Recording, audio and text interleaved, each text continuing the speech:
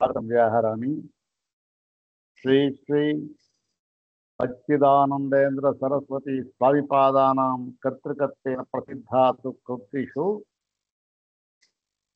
विशुद्ध वेदांत परिभाषा नाम्नी देवभाषायाः कृतिः इदानीं विचार्यते।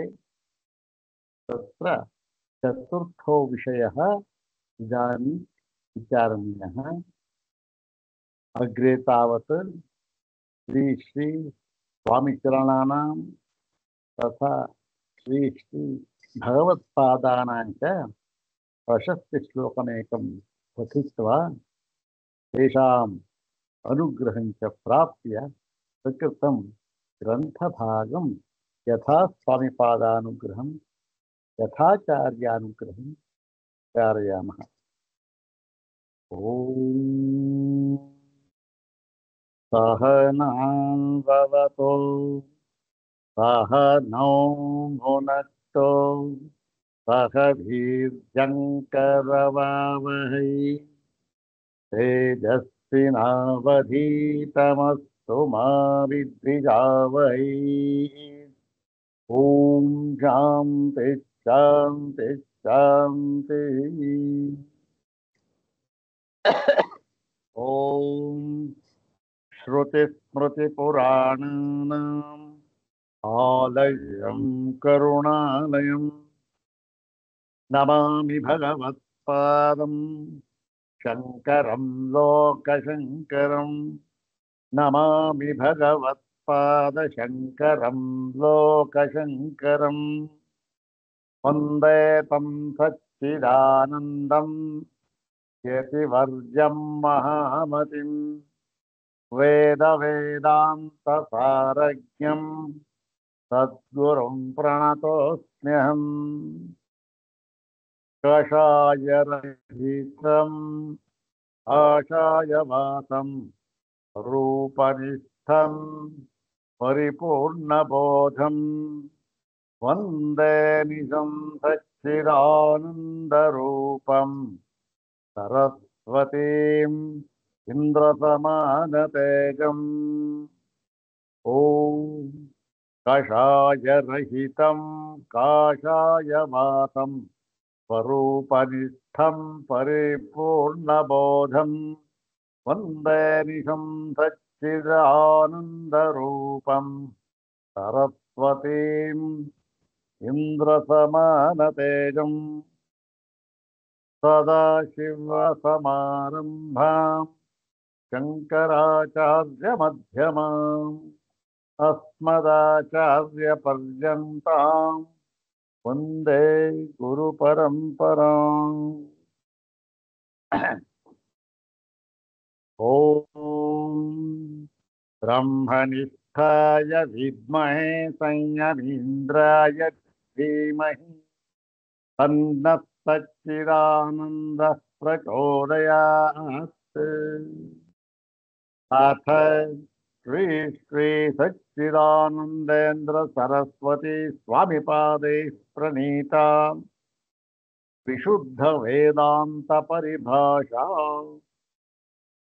ओम अवाच्यमप्रमेयं च कार्यकारणवर्जितं निष्क्रियं निष्कलं शान्तम् आत्मानमनुसन्दधे पदवाक्य प्रमाण ज्ञान संप्रदाय विदो गुरून् नत्वा विशुद्ध वेदांत परिभाषा प्रकाश्यते। अथ चतुर्थः विषयः ब्रह्मणो जगत्कारणत्व व्यवहारः। विशुद्ध वेदांत परिभाषा ग्रंथದಲ್ಲಿ ಶ್ರೀ ಶ್ರೀ ಸಚ್ಚಿದಾನಂದೇಂದ್ರ ಸರಸ್ವತಿ ಸ್ವಾಮಿಪಾದರವರು ಈಗ ನಾಲ್ಕನೇ ವಿಷಯ ಯಾವುದು? ಬ್ರಹ್ಮಣೋ ಜಗತ್ಕಾರಣತ್ವ ವ್ಯವಹಾರ. ಬ್ರಹ್ಮಕ್ಕೆ ಈ ಜಗತ್ಕಾರಣತ್ವ ಅಂತ ಇದೆಯಲ್ಲ, ಅದನ್ನು ನಾವು ಹೇಗೆ ಹೊಂದಿಸಿಕೊಳ್ಳಬೇಕು, ಇದು ಪರಿಭಾಷೆ. ಇದು ಹೇಗೆ ಹೊಂದಿಸಿಕೊಳ್ಳಬೇಕು ಅಂತ ನಾವು ಈ ವೇದಾಂತದ ಪರಿಭಾಷೆಯಿಂದಲೇ ಕಂಡುಕೊಳ್ಳಬೇಕೇ ಹೊರತು ಇತರ ದರ್ಶನಗಳ ಪರಿಭಾಷೆಯಿಂದ ಕಂಡುಕೊಂಡಿದ್ರೆ ಆಗುವುದಿಲ್ಲ, ಕಂಡುಕೊಳ್ಳಬಾರದು. ಇದನ್ನ ಹೇಗೆ ಕಂಡುಕೊಳ್ಬೇಕು?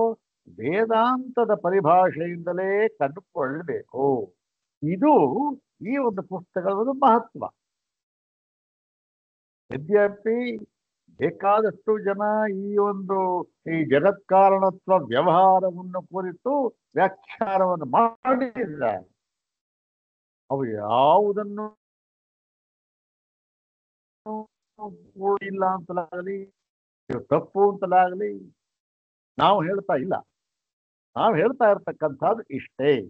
ಏನು ನೋಡಿ, ನೀವು ಈ ವೇದಾಂತದಲ್ಲಿ ಬರತಕ್ಕಂತಹ ಎಲ್ಲ ವಿಷಯಗಳಿಗೂ ಕೂಡ ಅರ್ಥವನ್ನು ಮಾಡಿದ್ದೀರಿ, ಭಾಷೆ ಬರೆದಿದ್ದೀರಿ, ವ್ಯಾಖ್ಯಾನವನ್ನು ಮಾಡಿದ್ದೀರಿ.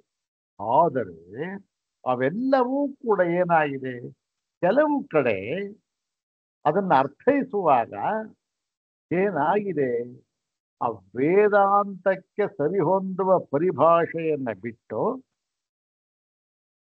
ಅದೇ ವಾಕ್ಯಗಳಿಗೆ ಬೇರೆ ಬೇರೆಯ ದರ್ಶನದವರು, ಬೇರೆ ಬೇರೆ ಶಾಸ್ತ್ರದವರು ಯಾವ ಒಂದು ವಿಧವಾಗಿ ಅರ್ಥವನ್ನು ಮಾಡಿದ್ದಾರೋ ಆ ವಿಧಾನಕ್ಕೆ ಪರಿಭಾಷೆ ಅಂತ ಅವರ ಪರಿಭಾಷೆ ಇದೆ. ಅವರ ಪರಿಭಾಷೆಯನ್ನು ತೆಗೆದುಕೊಂಡು ಇಲ್ಲಿ ವೇದಾಂತಕ್ಕೂ ಕೂಡ, ವೇದಾಂತ ವಾಕ್ಯಗಳಿಗೂ ಕೂಡ ಅರ್ಥವನ್ನ ಮಾಡಿದ್ದಾರೆ. ಇದು ತಪ್ಪು ಅಲ್ಲ, ಇದು ಸರಿಯಾಗಿದೆ. 100% ಭಾಗ ಸತ್ಯ, 100 ಭಾಗ ಸರಿ. ಹಾಗಂದ ಮಾತ್ರಕ್ಕೆ ಇದು ವೇದಾಂತಕ್ಕೆ ಹೊಂದೋದಕ್ಕೆ ಅದು ಹೊಂದೋದಿಲ್ಲ. ಯಾಕೆ? ಅಂತಹ ವಾಕ್ಯಗಳಿಗೆ, ಅಂತಹ ಪ್ರಕರಣಗಳಿಗೆ ವೇದಾಂತದ್ದೇ ಆದ ಒಂದು ದಾರಿ ಇದೆ, ಒಂದು ವಿಧಾನ ಇದೆ. ಆ ವಿಧಾನವನ್ನು ಅನುಸರಿಸಿಯೇ ಆ ವಾಕ್ಯಗಳಿಗೆ ಅರ್ಥ ಮಾಡಿದಾಗ ಮಾತ್ರ ಏನಾಗುತ್ತೆ, ವೇದಾಂತದಲ್ಲಿ ಹೇಳಿರತಕ್ಕಂತಹ ಪರಮ ಸಿದ್ಧಾಂತವು ಸಿದ್ಧವಾಗುತ್ತದೆ, ಮತ್ತೆ ಪ್ರಯೋಜನವೂ ಆಗುತ್ತೆ. ಮತ್ತೆ ಇದರಿಂದ ಏನಾಗುತ್ತೆ, ಇನ್ನೊಂದರಿಂದ ಅದು ನೋಡ್ರಿ, ಯಾವ ದೃಷ್ಟಿಯಿಂದ ಕೂಡ ನಾವು ಅದನ್ನ ಅಂದಗಳಿಗೆ ತಪ್ಪು ಅಂತ ಹೇಳ್ತಾ ಇಲ್ಲ. ಅದೇ ಬಂದಿರತಕ್ಕಂತಹ ವಿಚಾರ. ಏನ್ರಿ, ಹೇಗೆ ತಪ್ಪು ಅಂತ ನಾವು ಹೇಳ್ತಾ ಇಲ್ಲ. ಆದರೆ ಏನಾಗುತ್ತೆ ಗೊತ್ತೇನು, ಅದರಿಂದ ಏನು ಅನರ್ಥ ಆಗ್ಬೋದು. ನೀವು ಯಾಕೆ ಸರಿ ಇಲ್ಲ ಅಂತ ಹೇಳ್ತಾ ಇದ್ದೀರಿ ಅಂತಂದ್ರೆ ಇಷ್ಟೇ ಕಾರಣ. ಏನ್ ಕಾರಣ ಅಂದ್ರೆ, ವೇದಾಂತಗಳಿಗೆ, ವೇದಾಂತ ವಾಕ್ಯಗಳಿಗೆ ಯಾವ ಒಂದು ಪರಮ ಪ್ರಯೋಜನ, ವೇದಾಂತ ವಾಕ್ಯಗಳಿಗೆಲ್ಲ ಯಾವೊಂದು ಪರಮ ಪ್ರಯೋಜನ ಎಂಬುದಾಗಿ ಹೇಳಿದ್ದಾರೆಯೋ ಆ ಒಂದು ಪರಮ ಪ್ರಯೋಜನ ನಿಮಗೆ ಲಭಿಸದೆ ಹೋಗಬಹುದು. ಹೇಗೆ? ಬೇರೆ ಆಗಿ ಅರ್ಥ ಮಾಡಿದಾಗ. ಈಗ ನೋಡಿ, ಇಲ್ಲಿಂದ ನಾವು ಏನ್ ಮಾಡಬೇಕು, ಮೈಸೂರಿಗೆ ಹೋಗಬೇಕು. ಏನು ದಾರಿ, ಒಂದು ದಾರಿ ಇದೆ, ಅದಕ್ಕಾಗಿ ಗೊತ್ತಾದ ದಾರಿ, ಅದ್ರಲ್ಲಿ ಹೋಗ್ಬೇಕು. ಸರಿ, ದಾರಿ ಅಂತಕ್ಕಂಥದ್ದು ಎಲ್ಲ ಒಂದೇ ಕಣ್ರಿ. ಭೂಮಿ ಗುಂಡಾಗಿದೆ, ಆದ್ದರಿಂದ ನಾವು ಕಣ್ಣು ಮುಚ್ಚಿಕೊಂಡು ಸುಮ್ಮನೆ ಪ್ರಯಾಣ ಮಾಡ್ತಾ ಇದ್ರೆ ಆವತ್ತೋ ಒಂದ್ ದಿವಸ ನಾವು ಎಲ್ಲಿಂದ ಹೊರಟಿದ್ದೇವೋ ಅಲ್ಲಿಗೆ ಬಂದು ಮುಟ್ತೇವೆ. ಇದರಲ್ಲೇನು ಸಂಶಯ ಇಲ್ಲ ಅಂತ ಹೇಳಿದ್ರು. ಆದರೆ ಇದೇನೋ ಸರಿನೇ, ಇಲ್ಲ ಅಂತ ನಾವು ಹೇಳ್ತಾ ಇಲ್ಲ. ಆದರೂ ಕೂಡ ಏನಾಗುತ್ತೆ ಅದರಿಂದ ಅಂದ್ರೆ, ನಮ್ಮ ಗಮ್ಯ ಸ್ಥಾನವಾದ ಮೈಸೂರಿಗೆ ನಾವು ಹೋಗಲ್ಲ. ಅದನ್ನು ಬಿಟ್ಟು ಏನು ಮಾಡುತ್ತೇವೆ, ಬೇರೆ ಎಲ್ಲೆಲ್ಲಿಗೂ ಹೋಗ್ತೇವೆ. ಬೇರೆ ಆ ಸ್ಥಳ ಕೂಡ ರಮಣೀಯವಾಗಿರಬಹುದು. ನಾವು ಕೆಟ್ಟ ಪ್ರದೇಶ ಅಂತ ಹೇಳ್ತಾ ಇಲ್ಲ, ಅತ್ಯಂತ ರಮಣೀಯವಾಗಿರತಕ್ಕಂತಹ ಪ್ರದೇಶ ಸಿಕ್ಕಬಹುದು, ಹೋಗ್ಬೋದು. ಆದರೆ ನಮ್ಮ ಗಮ್ಯ ಸ್ಥಾನವಾದ ಎಲ್ಲಿಗೆ ಹೋಗ್ಬೇಕು, ಮೈಸೂರು, ಅಲ್ಲಿಗೆ ಹೋಗೋದಿಲ್ಲ. ಅದೇ ತರ ಇದು ಕೂಡ ಏನೂ ಆಗೋದಿಲ್ಲ, ಹೋಗ್ತಾ ಇರ್ತಾರೆ, ನೋಡ್ಬೋದು, ಅಲ್ಲೂ ಏನೋ ಆಗ್ಬೋದು. ಆದರೆ ಈ ಗಮ್ಯ ಸ್ಥಾನ ಏನಿದೆ, ಪರಮ ಪುರುಷಾರ್ಥ ಅಂತ, ಅದು ಸಿದ್ಧಿಸುವುದಿಲ್ಲ. ಆದ್ದರಿಂದ ಈ ವೇದಾಂತಗಳಿಗೆ ಅದರದ್ದೇ ಆದ ಒಂದು ಪರಿಭಾಷೆ ಇದೆ. ಆ ರೀತಿಯಲ್ಲೇ ಅರ್ಥವನ್ನು ಮಾಡಬೇಕು ಅಂತ ಹೇಳುವುದಕ್ಕೋಸ್ಕರವೇ ಈ ಒಂದು ಗ್ರಂಥ ಬಂದಿದೆಯೇ ಹೊರತು ಬೇರೆಯವರ ಪರಿಭಾಷೆಯನ್ನ ಏನ್ರಿ ಇಲ್ಲಿ ಸಾರಾಸಗಟಾಗಿ ನಿರಾಕರಣೆ ಮಾಡಿಬಿಟ್ಟಿದ್ದಾರೆ. ಹಾಗೆ ಹೀಗೆ ಆ ನಿರಾಕರಣೆ ಮಾಡಿರ್ತಕ್ಕಂಥ ತಾತ್ಪರ್ಯ ಅಲ್ಲವೇ ಅಲ್ಲ. ಮತ್ತೆ ಯಾವ ತಾತ್ಪರ್ಯ? ಇಲ್ಲಿ ವೇದಾಂತದ ಪರಿಭಾಷೆಯನ್ನು ಹೇಳಿ ಅದರ ಪರಮ ಪ್ರಯೋಜನವಾಗಿರ್ತಕ್ಕಂತಹ ಪರಮ ಪುರುಷಾರ್ಥ ಮೋಕ್ಷ ಕೈವಲ್ಯ ಅಂತ ಯಾವುದಿದೆ ಅದು ಪ್ರತಿಯೊಬ್ಬರಿಗೂ ಕೂಡ ಸಿದ್ಧಿಸಬೇಕು ಎನ್ನುವ ದೃಷ್ಟಿಯಿಂದ ಇದನ್ನು ಹೇಳಿದ್ದಾರೆ ಅಷ್ಟೇ. ಇಲ್ಲಪ್ಪ ಆ ದಾರಿಗೆ ಹೋಗ್ಬೇಡಿ, ಈ ದಾರಿಲಿ ಹೋಗಿ ಸರಿ ಅಷ್ಟೇ ಹೊರತು ಆ ದಾರಿಯಲ್ಲಿ ಹೋಗ್ಬಿಟ್ರೆ ಏನು ಈ ಕಂದಕ್ಕೆ ಬಿದ್ದು ಹೋಗ್ಬಿಡ್ತೀಯಾ ನೀವು ಹೋಗ್ಬಿಡ್ತೀಯಾ ಅಂತ ಏನು ಅದೇನು ಅರ್ಥ ಹಾಗೆ ಅರ್ಥ ಮಾಡ್ಬೇಕಾಗಿಲ್ಲ.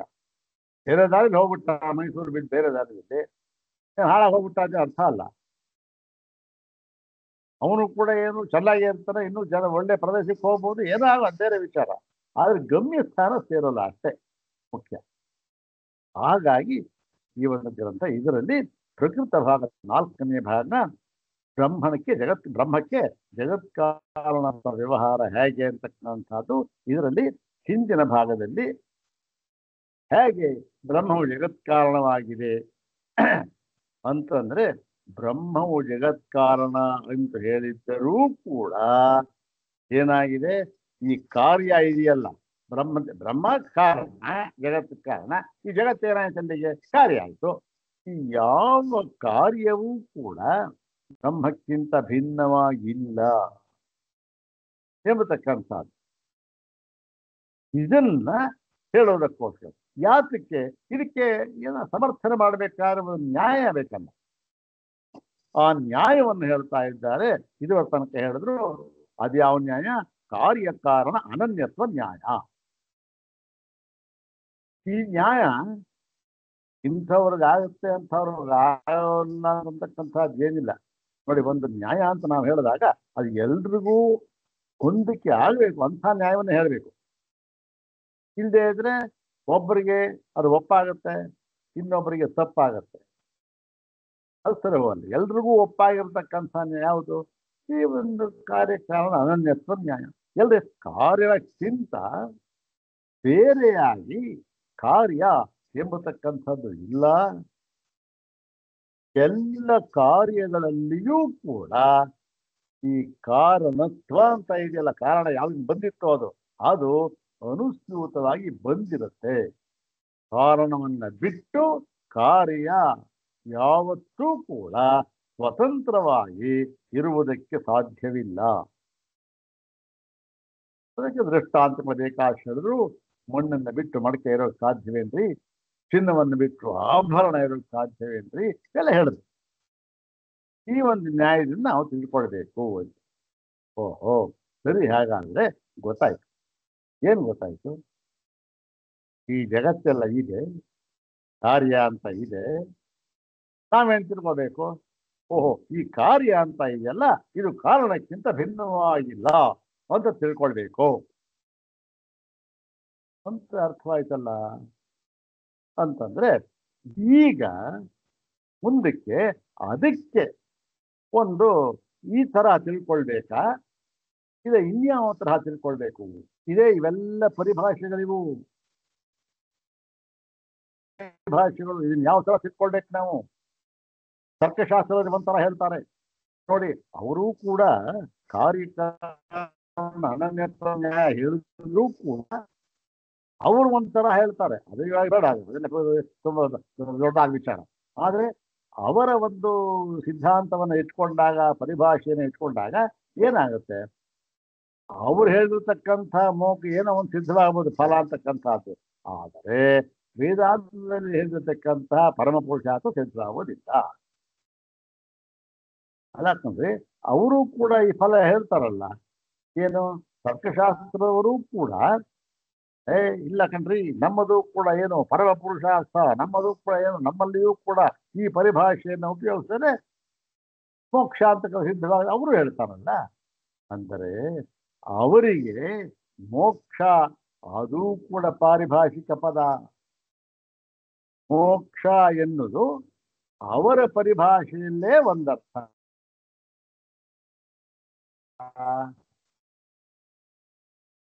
ಇಷ್ಟೆಲ್ಲ ಆಯ್ತಲ್ಲ, ಸರಿ ನಾವು ಹೇಗೆ ಕಂಡಿದ್ದೀವಪ್ಪ ಯಾವುದನ್ನ ಯಾವುದು ಅಂತ ಸರಿ ಅಂತಂದ್ರೆ ಅದಕ್ಕೆ ಎರಡು ಮಾರ್ಗ. ಒಂದು ಮಾರ್ಗ ನಮ್ಮ ಸ್ವಂತ ಬುದ್ಧಿಯಿಂದ ತರ್ಕ ಮಾಡಿ, ವಿಚಾರ ಮಾಡಿ, ಮನನ ಮಾಡಿ, ಮೊದಲು ಶ್ರವಣ, ಆಮೇಲಿಂದ ಮನನ, ಆಮೇಲಿಂದ ನಿಧಿಧ್ಯಾಸನ, ಹೀಗೆ ಮಾಡಿ ಓಹೋ ಇದು ಸರಿ ಇದು ಸರಿಯಲ್ಲ ಅಂತ ತಿಳ್ಕೊಳ್ಬೇಕು. ಇದು ಒಂದು ವಿಧಾನ. ಆದರೆ ಇದು ಎಷ್ಟು ಜನಕ್ಕೆ ಸಾಧ್ಯ? ಯಾರೋ ಒಬ್ರು ಹೇಳಿದ್ರು ಪ್ರಸಿದ್ಧ ಪುರುಷರು, ಅದು ಸರಿಯಾ ಸರಿಯಲ್ಲ, ಸರಿಯಲ್ಲವಾ ಅಂತ ತೂಕ ಮಾಡಿ ತಿಳ್ಕೊಳ್ಳುವ ಯೋಗ್ಯತೆ, ಸಾಮರ್ಥ್ಯ ನಮಗೆ ಎಷ್ಟರ ಮಟ್ಟಕ್ಕೆ ಇದೆ, ಎಷ್ಟು ಜನಕ್ಕೆ ಇದೆ? ಬಹಳ ಕಮ್ಮಿ ಜನರು. ಆದ್ರೆ ಆ ಮಾರ್ಗ ಸ್ವಲ್ಪ ಕಷ್ಟ. ಯಾಕಂದ್ರೆ ನಮಗೇನು ಗೊತ್ತೇ ಇಲ್ಲ. ನಮಗೆ ಇಂದು ವಿಚಾರ ಮಾಡಿ ತುಲನಾತ್ಮಕವಾಗಿ ವಿಚಾರ ಮಾಡೋದಾಗಿ ತರ್ಕ ಗೊತ್ತಿಲ್ಲ, ವ್ಯಾಕರಣ ಗೊತ್ತಿಲ್ಲ, ಮೀಮಾಂಸ ಗೊತ್ತಿಲ್ಲ ನಮಗೆ. ಮತ್ತೆ ಹೇಗೆ ಅಂದ್ರೆ ಇನ್ನೊಂದು ದಾರಿ ಇದೆ. ಏನು? ಈ ಒಂದು ಶಾಸ್ತ್ರದಲ್ಲಿ ಯಾರು ಪರಿಣಿತಿಯನ್ನು ಪಡೆದಿದ್ದಾರೋ, ವೇದಾಂತ ಶಾಸ್ತ್ರದಲ್ಲಿ ಯಾರು ಪರಿಣಿತಿಯನ್ನು ಪಡೆದಿದ್ದಾರೋ ಅವರು ಏನ್ ಹೇಳ್ತಾರೆ ಸುಮ್ಮನೆ ಕಣ್ಣು ಮುಚ್ಕೊಂಡು ಅವರ ದಾರಿ ಊಟ ಮಾಡೋದು ಅಷ್ಟೇ. ಮಹಾಜನೋ ಏನ ಗತಃ ಸಹ ಪಂಥಾಹ.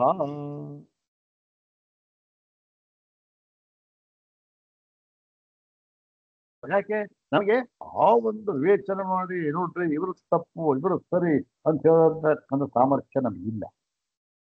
ಎರಡು, ಹೀಗೆ ಇಲ್ಲಿ ಪ್ರಕೃತ ಸ್ವಾಮಿಪಾದರು ಈ ಪುಸ್ತಕದಲ್ಲಿ ಎರಡೂ ಈ ಒಂದು ವಿಧಾನ ಇದೆಯಲ್ಲ ಅದನ್ನ ಪರಿಗಣಿಸಿದ್ದಾರೆ. ಎರಡೂ ವಿಧಾನವನ್ನು ಪರಿಗಣಿಸಿದ್ದಾರೆ. ಆಯ್ತು, ಇಲ್ಲಿ ಯಾವ ವಿಧಾನ ಪರಿಗಣಿಸಿದ್ದಾರೆ? ಯಾವುದನ್ನ? ಇಲ್ಲಿ ಏನಂತ ಹೇಳಿದ್ರು? ಕಾರ್ಯಕ್ಕೂ ಕಾರಣಕ್ಕೂ ಹೇಳಿದ್ರು. ಮತ್ತೆ ಈಗ ಮುಂದೆನೂ ಕೆಲವು ವಿಚಾರ ಹೇಳ್ತಾ ಇದ್ದಾರೆ. ಇವೆಲ್ಲ ಯಾವ ದೃಷ್ಟಿಯಿಂದ? ತುಲನಾತ್ಮಕವಾಗಿ, ಏನು ಪದವಾಕ್ಯ ಪ್ರಮಾಣ ಪೂರ್ವಕವಾಗಿ ನಾವು ವಿಚಾರ ಮಾಡಿ ತಿಳ್ಕೊಂಡಿದ್ದ, ಅಥವಾ ಏನು ಇಲ್ಲ ಕಣ್ರಿ, ಪದವಾಕ್ಯ ಪ್ರಮಾಣವನ್ನ ಬಲ್ಲವರು ಈ ತರ ಹೇಳಿದ್ದಾರೆ, ಅವ್ರ ಹಿಂದೆ ಹೋಗ್ಬಿಡೋದು ಅಷ್ಟೇ. ಹೌದಾ? ಅಂದ್ರೆ ಇದು ಎರಡನೇ ದಾರಿ. ಯಾವುದಿದು?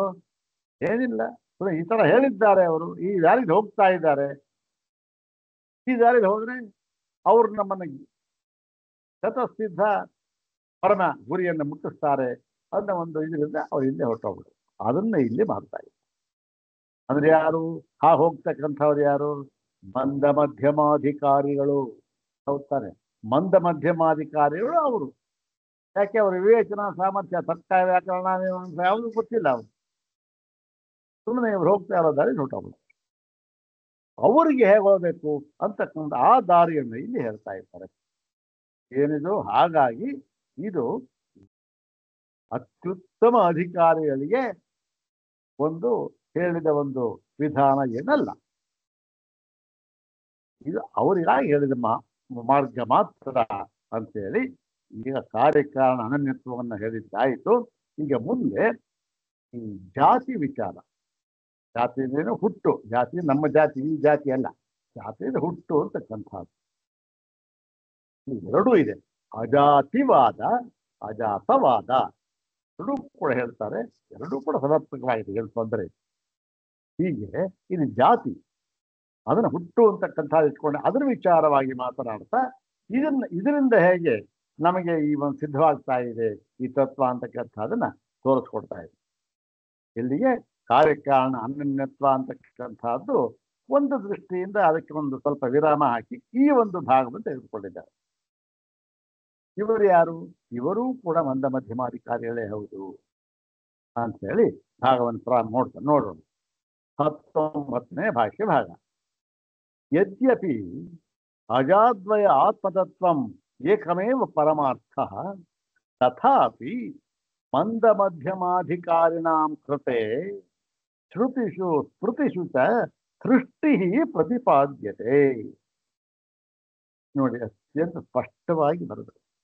ಏನಂತ ನೋಡಿ, ಇಲ್ಲಿ ಸ್ವಾಮಿಪಾದರವರು ಹೇಳ್ತಾರೆ, ನೋಡಿ ಈ ಶ್ರುತಿಗಳಲ್ಲಿ ಏನ್ ಹೇಳಿದೆ, ಅಜವು ಅದ್ವಯವು ಆಗಿರತಕ್ಕಂತಹ ಈ ಆತ್ಮತತ್ವ ಇದೆಯಲ್ಲ, ಅದು ಏನಾಗಿದೆ, ಅದು ಏಕಮೇವ ದ್ವಿತೀಯವಾದ ಆತ್ಮತತ್ವ.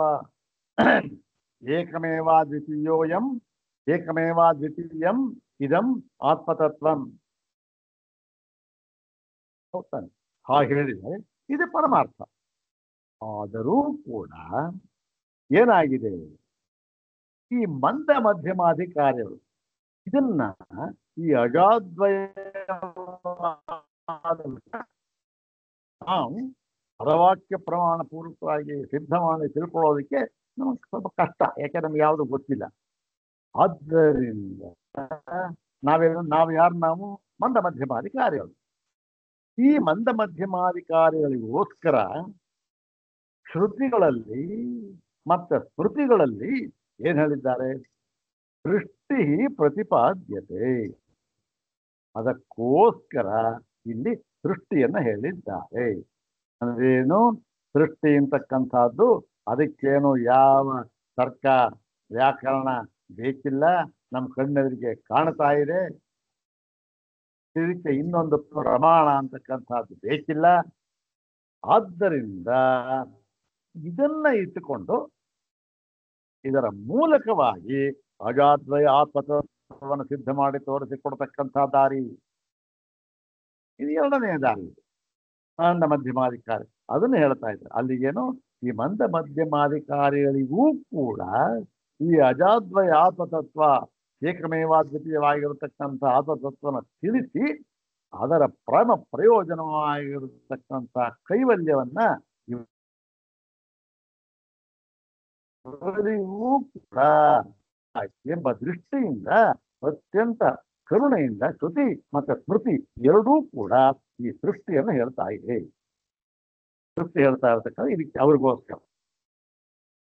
ಮತ್ತು ಏನಾಗಿದೆ, ಪರಮೇಶ್ವರಸ್ಯ ನಿತ್ಯ ಶುದ್ಧ ಬುದ್ಧ ಮುಕ್ತಸ್ಯಾಪಿ ಸೃಷ್ಟಿ ವಿಷಯಕ ಜ್ಞಾನ ಚಿಕಿತ್ಸಾ ಆಕೃತಯಶ್ಚ ಅಂತ ವಿಜ್ಞಾಪ್ಯಂತೆ. ನೋಡಿ, ಹೇಗಿದ್ದಾನೆ ಅವನಿಗೆ ಯಾವ ಕ್ರಿಯೆಯೂ ಇಲ್ಲ, ನಿತ್ಯ ಶುದ್ಧ, ನಿತ್ಯ ಬುದ್ಧ, ನಿತ್ಯ ಮುಕ್ತ ಅವನು. ಹೀಗಿದ್ದರೂ ಕೂಡ ಈ ಪರಮೇಶ್ವರ ಇದ್ದಾನ, ಅವನು ಸೃಷ್ಟಿ ವಿಷಯಕ್ಕೆ ಜ್ಞಾನ ಚಿಕಿತ್ಸಾ ಆಕೃತಿ. ಅವನಿಗೇನಾಯ್ತು, ಓಹೋ ಸೃಷ್ಟಿ ವಿಷಯವಾಗಿ ನಾನು ಸೃಷ್ಟಿಯನ್ನು ಮಾಡಬೇಕು ಎಂಬುದಾಗಿ ಅವನಿಗೆ ಇಚ್ಛೆ ಆಯಿತು. ಏನಾಯ್ತು, ಸೋ ಕಾಮಯತ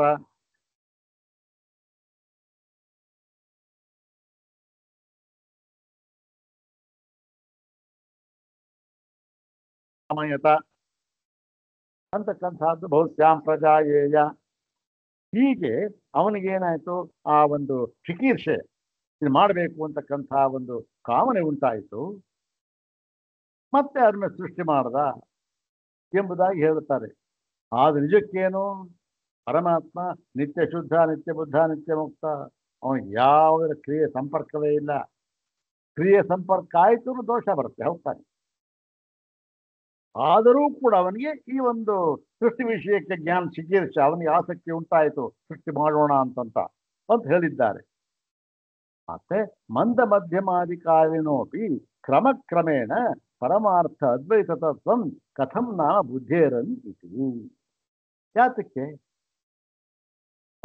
ಪರಮಾತ್ಮ ಹೀಗಿದ್ದಾನೆ, ಯಾಕೆ ಮಾಡಿದ್ರು ಅಂದರೆ ಏನು, ಹೇಗಾದರೂ ಮಾಡಿ ಈ ಮಂದ ಮಧ್ಯಮಾಧಿಕಾರಿಗಳಿದ್ದಾರಲ್ಲ ಇವರಿಗೂ ಕೂಡ ಈ ಅಜಾದ್ವಯ ಏಕಮೇವಾದ್ವಿತೀಯವಾದ ಆತ್ಮತತ್ವವನ್ನ ಇವರಿಗೂ ಕೂಡ ತಿಳಿಸಬೇಕು.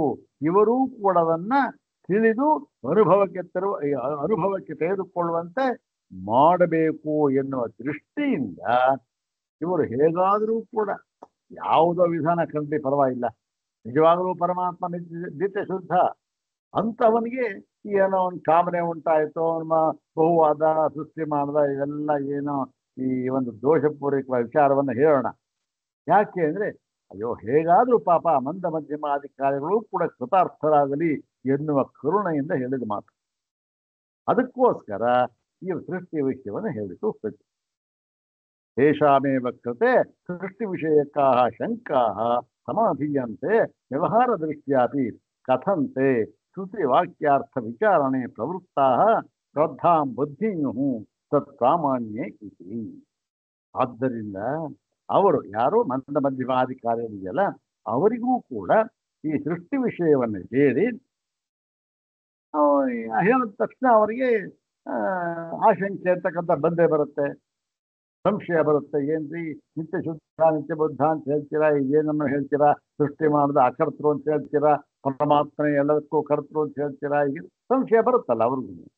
ಇದಕ್ಕೆಲ್ಲ ಸಂಶಯಕ್ಕೂ ಕೂಡ ಸಮಾಧಾನವನ್ನ ಹೇಳಿ, ಯಾವ ದೃಷ್ಟಿಯಿಂದ, ವ್ಯವಹಾರ ದೃಷ್ಟಿಯಿಂದಲೂ ಕೂಡ ಇದಕ್ಕೆಲ್ಲ ಸಮಾಧಾನವನ್ನು ಹೇಳಿ ಅವರು ಹೇಗಾದರೂ ಮಾಡಿ ಈ ಶ್ರುತಿ ವಾಕ್ಯಾರ್ಥ ವಿಚಾರಣೆ ಪ್ರವೃತ್ತಾ, ಈ ಶ್ರುತಿ ವಾಕ್ಯಗಳಲ್ಲಿ ಏನು ವಿಚಾರ ಮಾಡಿದ್ದಾರೆ ಅದರಲ್ಲಿ ಅವರು ಪ್ರವೃತ್ತರಾಗಿ. ಯಾಕೆ? ಶ್ರುತಿ ವಾಕ್ಯಗಳ ಅರ್ಥವನ್ನು ವಿಚಾರಣೆ ಮಾಡುವುದರಿಂದ ಮಾತ್ರ ಪರಮಾರ್ಥ ಜ್ಞಾನ ಮೋಕ್ಷ. ವಾಕ್ಯಾರ್ಥ ವಿಚಾರಣಾಧ್ಯವಸಾನ ನಿರ್ವೃತ್ತ ಹಿ ಬ್ರಹ್ಮಾವತಿ ನ ಅನುಮಾನಾದಿ ಪ್ರಮಾಣಾಂತರ ನಿರ್ವೃತ್ತ ಹೇಳಿದ್ದಲ್ಲ ಭಗವತ್ಪಾದ. ಅದಕ್ಕೋಸ್ಕರ ಅವರಿಗೆ ಆ ಶ್ರುತಿವಾಕ್ಯ ವಿಚಾರದಲ್ಲಿ ಅವರಿಗೆ ಆದರಣೆ ಬರಲಿ, ಅವರಿಗೆ ಆಸಕ್ತಿ ಉಂಟಾಗಲಿ, ಅವರು ಅದರಲ್ಲಿ ಮುಂದುವರಿಯಲಿ, ಅದರಲ್ಲಿ ಶ್ರದ್ಧೆಯನ್ನ ಪಡೆದುಕೊಳ್ಳಲಿ, ಮತ್ತು ಆ ಒಂದು ಪ್ರಾಮಾಣ್ಯ ಇದೆಯಲ್ಲ ಅದರಲ್ಲಿ ಶ್ರದ್ಧೆ ಉಂಟಾಗಲಿ. ಯಾವ ಪ್ರಾಮಾಣ್ಯ? ಅದು ಆಗಮ ಪ್ರಾಮಾಣ್ಯ, ಅದು ಶ್ರುತಿವಾಕ್ಯ ಪ್ರಾಮಾಣ್ಯ. ಆಗಮ ಪ್ರಾಮಾಣ್ಯದಲ್ಲಿ ಅವರಿಗೆ ಆ ಒಂದು ಆಸಕ್ತಿ ಬರಲಿ ಎನ್ನುವ ದೃಷ್ಟಿಯಿಂದ ಇದನ್ನು ಹೇಳ್ತಾ ಇದ್ದಾರೆ. ಆಯ್ತು ಸ್ವಾಮಿಗಳೇ, ಇದು ನಿಮ್ಗೆ ಹೇಗೆ ಗೊತ್ತಾಯ್ತು? ನೀವು ಹೇಳ್ತಾ ಇದ್ದೀರಾ, ಇದಕ್ಕೇನಾದ್ರು ಆಧಾರ ಉಂಟೆ ಅಂತ ಹೇಳಿದ್ರೆ ಏನ್ ಹೇಳ್ತಾ ಇರೋದು? ಆಗ ಇಲ್ಲ ಇಲ್ಲಪ್ಪ, ಇದನ್ನು ನಾವು ಹೇಳ್ತಾ ಇಲ್ಲ. ತಥಾ ಹಿ ಉಕ್ತಂ ಅಭಿಯುಕ್ತೈ.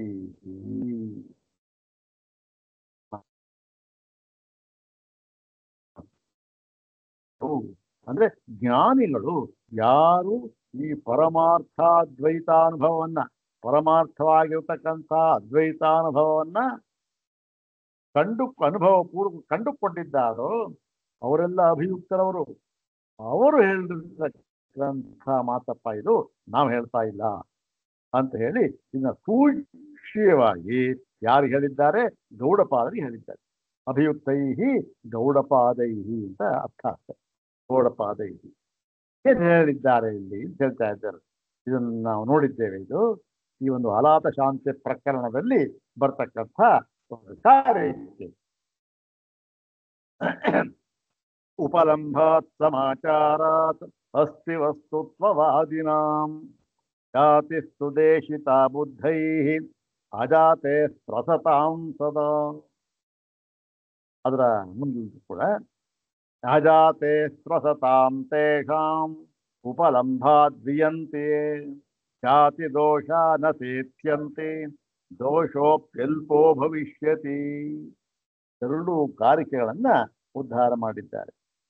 ಇದರ ಅರ್ಥ ಏನು? ಉಪಲಂಭಾತ್ ಸಮಾಚಾರಾತ್. ಇದನ್ನು ನೋಡಿದ್ದೇವೆ ನಮ್ಮ ಮತ್ತ ಗೌಡಪಾದ ಆ ಒಂದು ಗೌಡಪಾದ ಮಾಂಡುಕ್ಯ ಮಾಡುವಾಗ ಮಾಡಿದ್ದೇವೆ. ಮಾಂಡುಕ್ಯ ವಿವೃತ್ತಿಯಲ್ಲಿ ಉಪಲಂಭ ಅಂದ್ರೆ ಏನು? ಅರಿಯುವುದು. ಅರಿಯುವುದು ಅಂದ್ರೇನು? ಈ ಸೃಷ್ಟಿ ಇದೆಯಲ್ಲ, ಇದನ್ನ ನಾವು ಏನು ಯಾರೋ ಹೇಳಿದ್ರು ನೋಡ್ರಿ ಶ್ರುತಿಯಲ್ಲಿ ಹೇಳಿದೆ ಸೃಷ್ಟಿ ಆಯ್ತು ಅಂತ ನಂಬೇಕಾ? ಅಯ್ಯಯ್ಯ, ಕಣ್ಣು ಬಿಟ್ಟರು ಸಾಕು ಸೃಷ್ಟಿ ಗೋಚರವಾಗ್ತಾ ಇದೆ ನಮಗೆ. ನೋಡಿ, ಕಣ್ಣು ಬಿಟ್ಟು ಏನ್ ಮಾತಾ ವ್ಯವಹಾರ ಎದುರುಗಳು ಎಲ್ಲ ಇದೆ, ಜಗತ್ತೇ ಮರ ಇದೆ, ಗಿಡ ಇದೆ, ಮನೆ ಇದೆ, ಬೆಟ್ಟ ಆಗ್ಬಿಟ್ಟ. ಅಯ್ಯಪ್ಪ, ಸೃಷ್ಟಿಯೆಲ್ಲ ಏನು? ಉಪಲಂಭ. ಅರಿವಿಗೆ ನಮಗೆ ಬರುತ್ತಿರುವುದರಿಂದ ಉಪಲಂಭ ಅರಿವಿಗೆ ಬರುವುದು. ಅರಿವಿಗೆ ಬರುತ್ತಿರುವುದರಿಂದಲೂ ಕೂಡ ಅರಿವಿಗೆ ಅನುಭವಕ್ಕೆ ಬರ್ತಾ ಇದೆ ನಮಗೆ. ಮತ್ತೆ ಸಮಾಚಾರಾತ್. ಸಮಾಚಾರಾತ್ ಅಂತಂದ್ರೆ ಏನು? ಅಂದ್ರೆ ಆಚಾರ. ಯಾವುದೋ ಒಂದು ಆಚಾರ, ಇಂಥದ್ದು ಬಾಳೆ. ಯಾವುದದು ಅಂತಂದ್ರೆ ಈ ವರ್ಣ ಆಶ್ರಮ ಇವುಗಳಿಗೆ ಅಭೀತವಾದ ಏನೋ ಒಂದು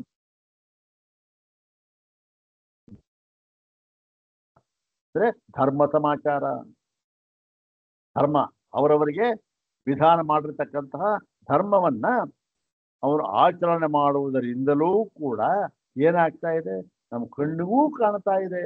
ಮತ್ತೆ ಇಲ್ಲಿ ಈ ಕಣ್ಣಿಗೆ ಕಾಣ್ತಾ ಇರತಕ್ಕಂಥ ಪ್ರಪಂಚದಲ್ಲಿ ಇಂಥದ್ದನ್ನು ನೀನು ಮಾಡಬೇಕು ಅಂತನಾಗಿ ವಿಧಾನವನ್ನು ಮಾಡಿದ್ದಾರೆ. ಅದು ಕೂಡ ನಮಗೆ ಗೊತ್ತಾಗ್ತಾ ಇದೆ. ಬ್ರಾಹ್ಮಣ ಹೀಗೆ ಮಾಡಬೇಕು, ಕ್ಷತ್ರಿಯ ಹೀಗೆ ಮಾಡಬೇಕು, ವೈಶ್ಯ ಹೀಗೆ ಮಾಡಬೇಕು, ಎಲ್ಲ ವಿಧಾನ ಮಾಡಿಬಿಟ್ಟಿದ್ದಾರೆ. ಇದನ್ನು ನಾವು ಮಾಡ್ತಾ ಇದ್ದೇವೆ.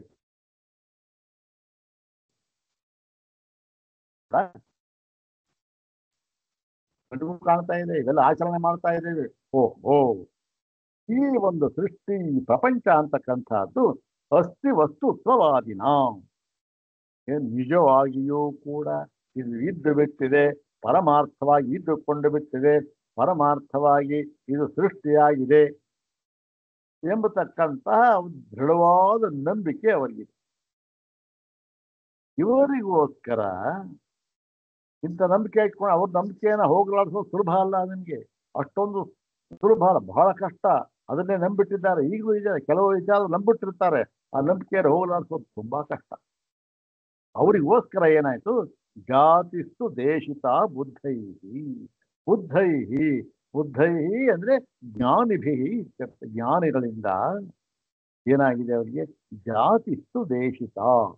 ನೋಡಪ್ಪ, ಈ ಪ್ರಪಂಚ ಕಣ್ಣಿಗೆ ಕಾಣ್ತಾ ಇದೆಯಲ್ಲ, ಇದೆಲ್ಲವೂ ಕೂಡ ಸೃಷ್ಟಿಯಾಗಿದೆ. ಯಾರಿಂದ ಸೃಷ್ಟಿಯಾಗಿದೆ? ಅವನೊಬ್ಬ ಕಾರಣ ಕರ್ತೃತ ಒಬ್ಬ ಇದ್ದಾನೆ, ಅವನಿಂದ ಸೃಷ್ಟಿಯಾಗಿದೆ. ಅವನು ಯಾರು? ಅವನನ್ನ ಈಶ್ವರ ಬ್ರಹ್ಮ ಅಂತ ಹೇಳ್ತೇವೆ. ಅಂತೇಳಿ ಹೀಗೆ ಸೃಷ್ಟಿಯಲ್ಲಿ ಅವರಿಗೋಸ್ಕರವಾಗಿ ಎದುರ್ತಕ್ಕಂಥ. ಮತ್ತೆ ಅವ್ರು ಹೇಗಿದ್ದಾರೆ? ಅವರು ನೋಡಿ, ಅರಿವಾಗ್ತಾ ಇದೆ, ಆಚರಣೆ ಮಾಡ್ತಾ ಇದ್ದಾರೆ, ದೃಢವಾದ ನಂಬಿಕೆ ಇದ್ಬಿಟ್ಟಿದೆ ಅವರಿಗೆ.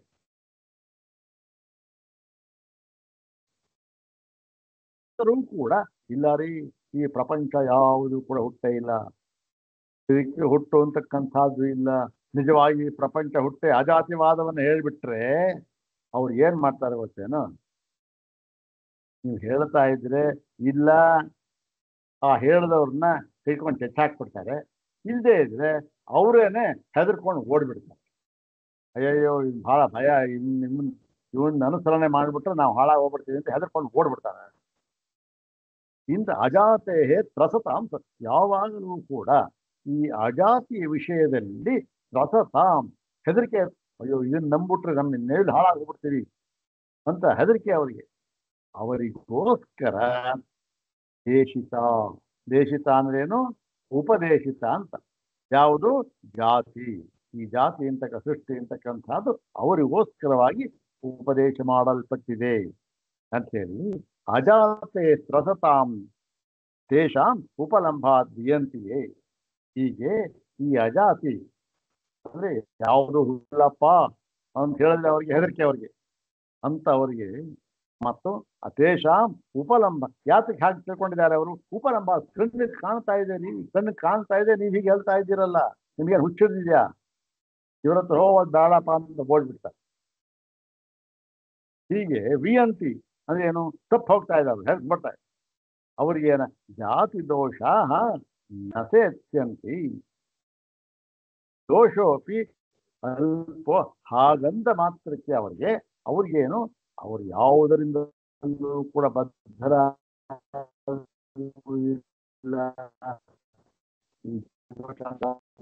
ಉಪದೇಶಕ್ಕೂ ಉಪಾಯಕ್ಕೋಸ್ಕರ ಹೇಳ್ತಕ್ಕಂಥದ್ದು ಪರಮಾರ್ಥ ದೃಷ್ಟಿಯಿಂದ. ಪರಮಾರ್ಥ ದೃಷ್ಟಿಯನ್ನ ತಿಳಿಸಿಕೊಡುವುದಕ್ಕಾಗಿ ಉಪಾಯ. ಆದ್ದರಿಂದ ಏನಾಗಿದೆ, ಎಲ್ಲವೂ ಕೂಡ ಯಾವ ದೋಷವೂ ಕೂಡ ಸಿದ್ಧವಾಗುವುದಿಲ್ಲ. ಸಿದ್ಧವಾದರೂ ಕೂಡ ಏನಾಗುತ್ತೆ, ಆ ದೋಷಗಳು ಅಲ್ಪ, ನೆಗ್ಲಿಜಿಬಲ್ ಅಂತ ಹೇಳ್ತಾರಲ್ಲ, ಹಾಗೆ ಅದಕ್ಕೆ ಸಮಾಧಾನವನ್ನು ಹೇಳ್ಬೋದು ಅಂತೇಳಿ ಗೌಡಪಾದರು ಹೇಳಿದ್ದಾರೆ. ಮತ್ತೆ ಅಷ್ಟೇ ಅಲ್ಲ, ಭಾಷಿಕ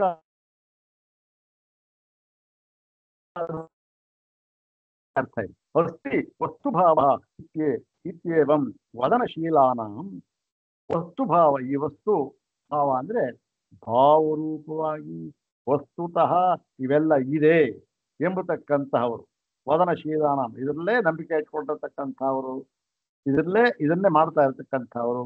ಏನೋ ದೃಢಾಗ್ರಹವತಾಂ, ಹೀಗೆ ದೃಢವಾದ ಆಗ್ರಹವನ್ನು ಉಳ್ಳ ಇಂಥವರಿದ್ದಾರಲ್ಲ ಅವರಿಗೆ ಮತ್ತೇನು, ಅವ್ರಿಗೆ ಇದರಲ್ಲೇ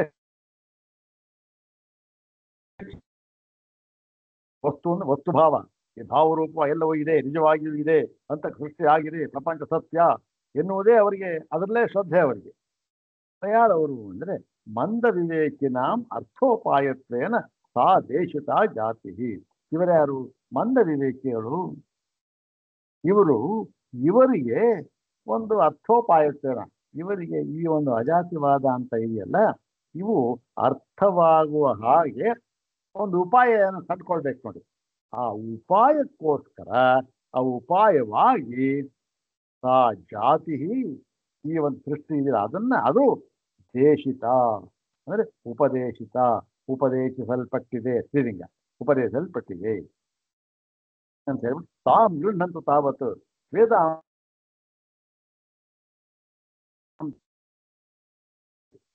ಅವ್ರು ಹಾಗೆ ತಿಳ್ಕೊಳ್ಳಿ, ಅವರು ಏನೋ ಮಂದ ತಿಳ್ಕೊಳ್ಳಿ, ಆದರೆ ಮೊಟ್ಟಮೊದಲು ಹಾಗೆ ತಿಳ್ಕೊಳ್ಳಿ, ಅವರು ಏನು ತೊಂದರೆ ಇಲ್ಲ. ಆದರೆ ವೇದಾಂತಾಭ್ಯಾಸಿನಂತೂ ಈ ವೇದಾಂತಾಭ್ಯಾಸಿಗಳಿದ್ದಾರಲ್ಲ, ಈ ಮುಮುಕ್ಷುಗಳು ಅಂತ ಇದ್ದಾರಲ್ಲ, ಅವರಿಗೆ ಸ್ವಯಮೇವ ಅಜಾದ್ವಯ ಆತ್ಮವಿಷಯೋ ವಿವೇಕೋ ಭವಿಷ್ಯತಿ. ಅವರಿಗೆ ಈ ಒಂದು ಸ್ವಯಮೇವ ಅಂದ್ರೆ ಯಾವ ಈ ಉಪಾಯ ಸೃಷ್ಟಿ ಪ್ರತ್ಯಯ ಇದೆಯಲ್ಲ, ಅವು ಯಾವುವು ಇಲ್ಲದೆ ನೇರವಾಗಿ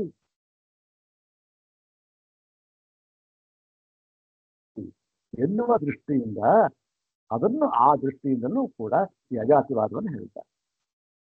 ಮತ್ತು ನತು ಇದನ್ನ ಅಷ್ಟೇ ಹೊರತು ನತು ಪರಮಾರ್ಥ ದೃಷ್ಟಿಯ, ಅಷ್ಟೇ ಹೊರತು ಈ ಸೃಷ್ಟಿ ಅಂತಕ್ಕಂಥದ್ದನ್ನ ಪರಮಾರ್ಥ ದೃಷ್ಟಿಯಿಂದ ಹೇಳಿಲ್ಲ.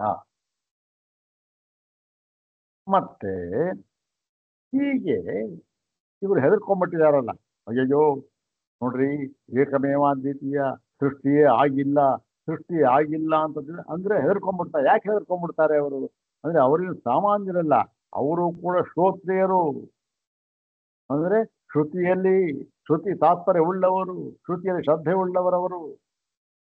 ಆದರೆ ಏನಲ್ಲ, ಬ್ರಹ್ಮನಿಷ್ಠರಲ್ಲ ಅಷ್ಟೇ. ಶ್ರೋತ್ರಿಯರವರು ಒಳ್ಳೆ ವೇದ ವಿದ್ವಾಂಸರು, ವೇದವಿದರು, ಎಲ್ಲ ಆಚರಣೆ ಗೊತ್ತವರಿಗೆ, ಕರ್ಮ ಎಲ್ಲ ಗೊತ್ತವರಿಗೆ.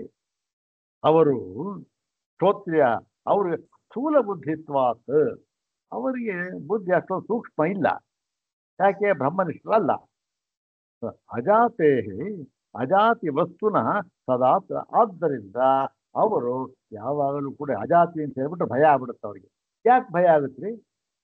ಏನಿದೆ ಭೂತನ ಪಿಶಾಚಿ ಏನು ಅವ್ರಿಗೆ ಏನು ಭಯ ಗೊತ್ತೇನು?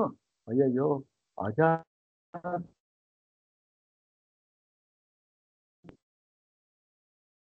ವೇದಾಂಗ ಪಾರಂಗತರು, ನಾವು ಪ್ರತಿನಿತ್ಯ ವೇದಭೀತ ಕರ್ಮವನ್ನು ಮಾಡ್ತಾ ಇದ್ದೇವೆ. ಜಾತಿ ಏನಾಗುತ್ತೆ? ಆ ಕರ್ಮಕ್ಕೆಲ್ಲ ಎಲ್ಲ ಹೊಟ್ಟೈತಲ್ಲ, ಜಾತಿ ಇಲ್ಲ ಅಂದ್ರೆ ಕರ್ಮ ಇಲ್ಲಿ ಬರ್ತಾವ. ಯಾರಿಗೆ ಕರ್ಮ? ಹೀಗೆ ಅಯ್ಯಯ್ಯೋ ನಮ್ಮ ಧರ್ಮಾಚರಣೆ ಎಲ್ಲ ಹೋಗ್ಬಿಡುತ್ತಲ್ಲ, ನಾವು ಹಾಳಾಗ್ಬಿಡುತ್ತೆ. ಧರ್ಮಾಚರಣೆ ಇಲ್ಲ ಅಂದ್ಮೇಲೆ ಪುಣ್ಯ ಇಲ್ಲ ಅಂದ್ಮೇಲೆ ನಾವು ಪಾಪಕ್ಕೆ ಬಿದ್ದು ಬಿಡ್ತೇವಲ್ಲ, ಹಾಳಾಗಿ ಹೋಗ್ಬಿಡ್ತೇವಲ್ಲ ಅಂತ ಹೆದರಿಕೆ ಅವರಿಗೆ. ಯಾರವರು? ಶ್ರೋತ್ರಿಯರವರು. ಅವರು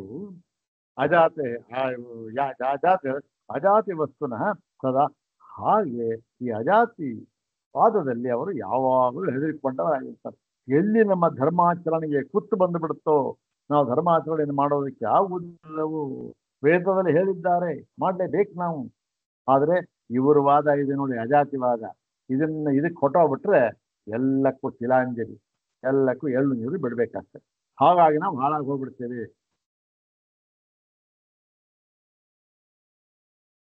ಆತ್ಮನಾಶ ಮನ್ಯಮಾನ ವಿವೇಕಿನ.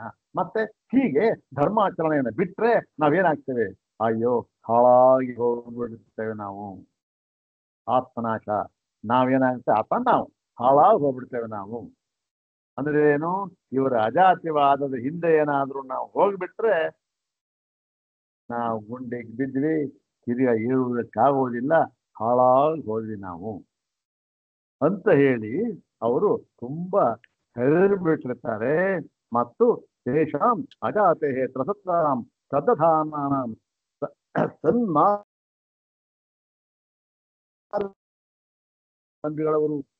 ವೇದದಲ್ಲಿ ವಿಹಿತವಾಗಿರ್ತಕ್ಕಂತಹ ಕರ್ಮವನ್ನ ಚಾಚು ಬಿಡದೆ ಅನುಷ್ಠಾನ ಮಾಡತಕ್ಕಂಥವರು, ಮತ್ತೆ ಅದರಲ್ಲೇ ಶ್ರದ್ಧೆಯುಳ್ಳವರು, ಮತ್ತೆ ಅಜಾತೆ ತ್ರಸತಾಂ, ಈ ಅಜಾತಿವಾದಕ್ಕೆ ಹೆದರ್ತಕ್ಕಂಥವರು. ಇವರಿದೆಯಲ್ಲ, ಇವರು ಜಾತಿ ದೋಷ ಜಾತ್ಯುಪಲಂಭಕೃತ ದೋಷ ನ ಸೇತ್ಯಂತಿ. ಇವರಿಗೆ ಜಾತಿ ಉಪಲಂಭಕೃತ ಜಾತಿ ದೋಷ, ಈ ಜಾತಿವಾದದಲ್ಲಿ ಈ ಸೃಷ್ಟಿ ಎಲ್ಲ ಇಟ್ಕೊಂಡಾಗ ಈ ದೋಷ ಅಂತಕ್ಕಂಥದ್ದು ಏನಿರುತ್ತೆ ಅಲ್ಲ, ಅದು ಏನು ಅದೇನು ಇವರಿಗೆ ಏನು ಆಗೋದಿಲ್ಲ. ಅಂತ ಅದೇನು ಯಾವುದು ಆಗೋದಿಲ್ಲ ಅಂದ ಮಾತ್ರಕ್ಕೆ ಏನಾಗುತ್ತೆ ಇವರಿಗೆ? ಸೂರ್ಯ ಆದ್ರೆ ಸ್ವರ್ಗ ಪ್ರಾಪ್ತವಾಗಬಹುದು, ಅಥವಾ ಇನ್ನೊಂದು ಲೋಕ ಪ್ರಾಪ್ತವಾಗಬಹುದು, ಅಥವಾ ಇನ್ನು ಉತ್ತಮ ಗತಿ ಪ್ರಾಪ್ತ. ಅವರೇನು ಇದಾಗ್ಬಿಡೋದಿಲ್ಲ. ಮತ್ತು ಅವ್ರಿಗೆ ಯಾಕೆ ಅವ್ರಿಗೆ ಹಾಳಾಗ್ಬಿಡೋದಿಲ್ಲ ಏನೋ. ಆದರೆ ಪರಮಾತ್ಮ ದೃಷ್ಟಿಯಿಂದ ನೋಡಿದಾಗ ಸರಿ ಇಲ್ಲ. ಪರಮಾತ್ಮ ದೃಷ್ಟಿ ಬೇಡ. ಯಾಕೆ ನಾವು ಸೋಚೋ ಕೇವಲ ವೇದ ಮಾರ್ಗದಲ್ಲಿ ಹೋಗ್ತಕ್ಕಂಥವ್ರು, ಕರ್ಮ ಮಾರ್ಗದಲ್ಲಿ ಹೋಗ್ತಕ್ಕಂಥವ್ರು. ಯಾಕಂದ್ರೆ ವಿವೇಕ ಮಾರ್ಗ ಪ್ರವೃತ್ತತ್ವ. ಅವರು ವಿವೇಕ ಮಾರ್ಗದಲ್ಲಿ ಅವರು ಹೋಗ್ತಾ ಇರ್ತಾರೆ. ಯದ್ಯಪಿ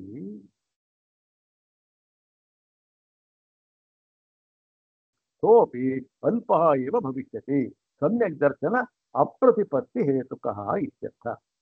ಏನೋ ಹೋಗ್ತಾ ಇದ್ದಾರೆ, ಏನೋ ದೋಷವಂತ ಮಾತು ಅಂದ್ರೆ ಏನಾಗುತ್ತೆ? ಜಾರು ಬಿದ್ದೋಗ್ಬಿಡಲ್ಲ. ಏನಾಗುತ್ತೆ? ಏನೋ ದೋಷ ಬರುತ್ತೆ. ಬಂದರೂ ಕೂಡ ಏನಾಗುತ್ತೆ ಅಂದ್ರೆ ಅವರು ಈ ಒಂದು ಸಮ್ಯಕ್ ದರ್ಶನದ ಬಗ್ಗೆ ಅವರಿಗೆ ಸರಿಯಾದ ತಿಳುವಳಿಕೆ ಇಲ್ಲದ ಪ್ರಯುಕ್ತ ಏನೋ ದೋಷಗಳು ಉಂಟಾಗಬಹುದು. ಅದು